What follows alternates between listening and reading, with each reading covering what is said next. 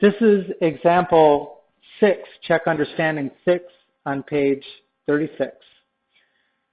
And it says, the specification for the circumference C in inches of a basketball for junior high school is 27.75 is less than or equal to C is less than or equal to 28.5. Write the specification as an absolute value inequality. Okay, so this is a 3-part inequality, as we've just learned about. We expect a 3-part inequality to be the solution of an absolute value less than. Okay, these are the acceptable circumferences for a basketball used in junior high. If it could be as small as 27.75 and as large as 28.5, what do you think the average circumference is? How could we figure that out? Okay, well, it ought to be the average. It ought to be just in the middle of 27.75 and 28.5. So let's figure out what is the target circumference that they've got for this basketball. All right, so let me go to the calculator to do this. What is 27.75 plus 28.5 divided by 2? So 28.125.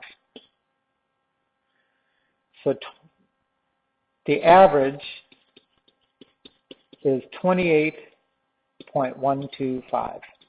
So they're trying to make a basketball with a circumference of 28.125, but they'll accept it if it's as small as 27.75 or as large as 28.5 and not more. And the way we'll usually write these inequalities, well, so if we looked on a number line, that puts 27.75 here, 28.5 here, and right in the middle of those two is 28.125.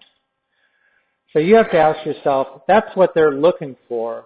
What's the distance away from that you could be and still say it's acceptable? Since this number is right in the middle of these two numbers, then if we do this subtraction, it's going to be the same number in both places.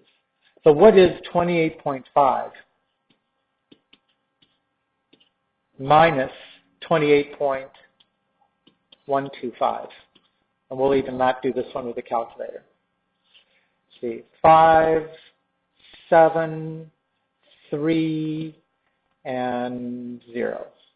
So this distance is 0.375, and this distance is 0.375. So the absolute value less than would be the circumference minus the middle, the target, has to be less than or equal to 0.375. Right, so the difference here has to be less than that, which is what we're looking at up there. Now, if you're not sure about how that works, solve it. Right, turn this into a 3-part inequality. Negative 0.375 is less than or equal to C minus 28.125 is less than or equal to 0.375. Right, that's a 3-part inequality. Solve for C by adding 28.125